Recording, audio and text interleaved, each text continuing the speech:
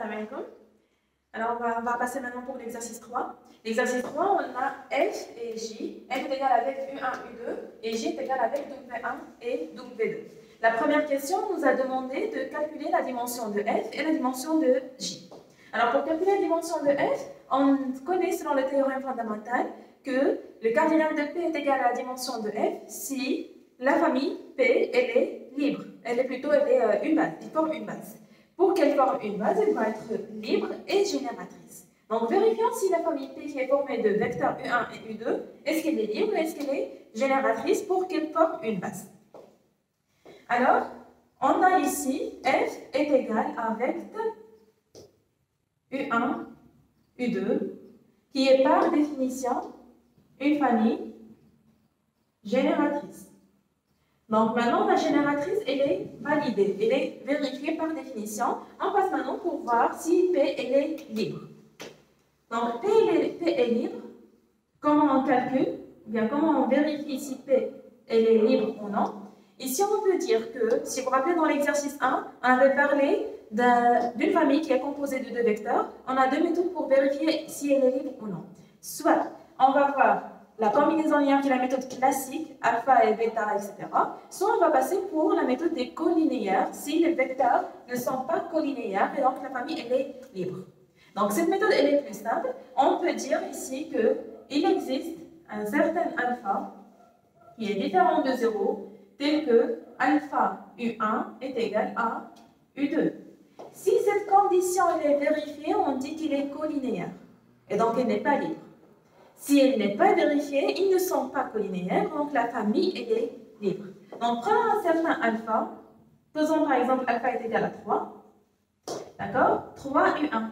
3U1, on a ici U1 est égal à 1 moins 2, 1. Est égal à combien? 3 fois 1, ça fait 3.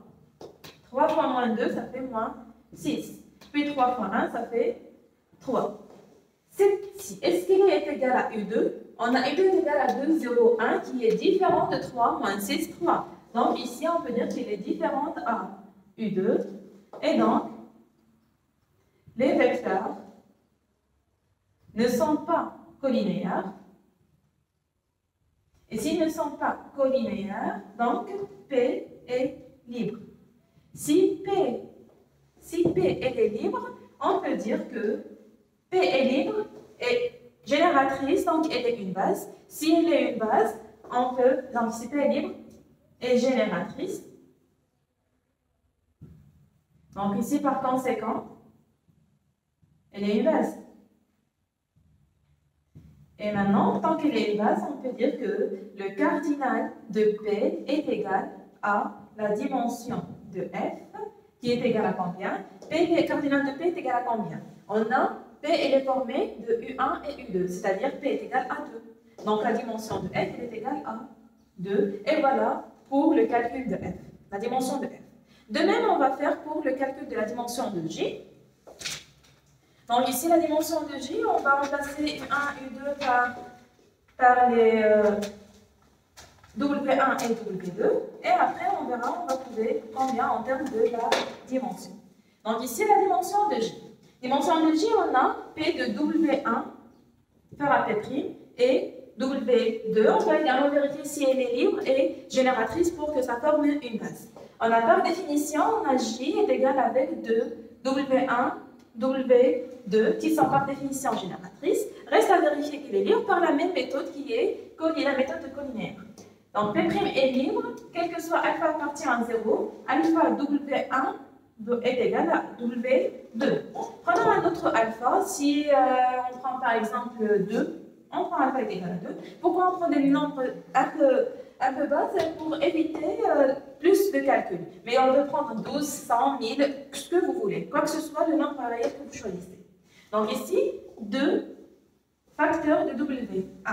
W1 c'est 5 moins 2, 3 est égal.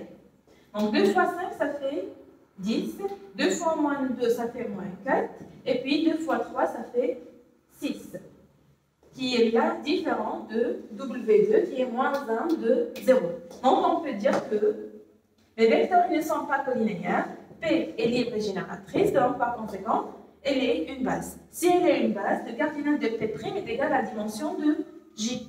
P' elle est formée de W1 et W2. W1 et W2, ça fait 2 vecteurs. Et donc ici, on aura le cardinal de P est égal à la dimension de J qui est égale à 2. Donc voilà la réponse pour la question 1. Passons maintenant à la deuxième question. Passons maintenant pour la question 2. La deuxième question nous a demandé de calculer U1 plus 2U2 et U1 plus U2. U1 plus 2U2 est égal. Donc U1 est égal à 1 moins 2, 1 plus 2U2. 2 fois 2, 0, 1. On les calcule d'une manière simple. Est égal à 1 moins 2, 1 plus 2 fois 2, ça fait 4. 2 fois 0, ça fait 0. 2 fois 1, ça fait 2. Et on fait l'addition des deux, ça nous donne 1 plus 4, c'est 5. Moins 2 plus 0, c'est moins 2. Puis 1 plus 2, ça fait 3. Si vous remarquez ici, 5 moins 2, 3, c'est le W1 qu'on a déjà dans l'énoncé qui est égal ici à W1. Je tire juste votre attention ici pour qu'on passe à la correction de la question 3. On en aura besoin. Alors maintenant, la deuxième, on nous a demandé de calculer U1 moins U2. U1 moins U2, on a U1, c'est 1 moins 2, 1, moins 2, 0, 1.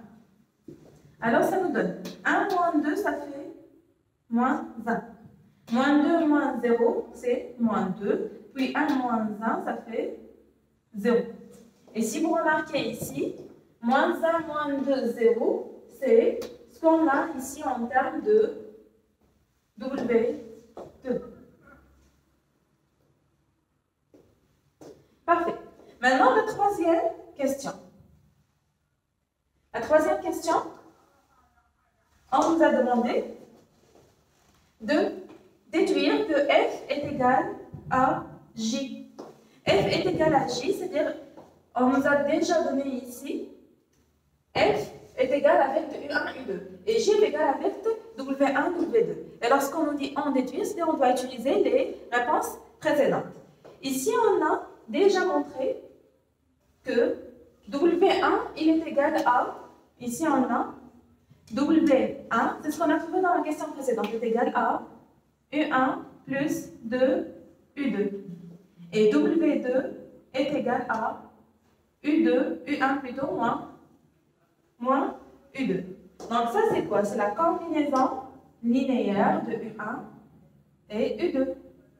Et ça c'est la combinaison linéaire de U1 et U2. Qu'est-ce qu'on peut dire à ce niveau-là? Que ici c'est W1, ceci implique que W1 elle appartient à F. Pourquoi? Parce que F qui est composé de vecteurs U1 et U2. Et de même ici je vais dire que W2 il appartient à F. On a ici W1 et W2 appartiennent à F. Donc, toute combinaison linéaire de W1 et W2 appartient à F. Et donc, on peut dire, sachant bien que J est déjà égal à vecteur de W1 et W2. Donc, ici, on peut dire que J, il appartient à F. J appartient à F. Et on a déjà, dans la question 1, dimension de F est égale à 2, qui est égale à la dimension de J. Dimension de F est égale à 2 est égale à la dimension de J. Et avec le J appartient à F, donc on peut déduire que F est égal à J. Et voilà pour la question numéro 3. Si vous avez des questions à propos de cet exercice, je suis à votre écoute. Et passons maintenant pour l'exercice 4 qui suit.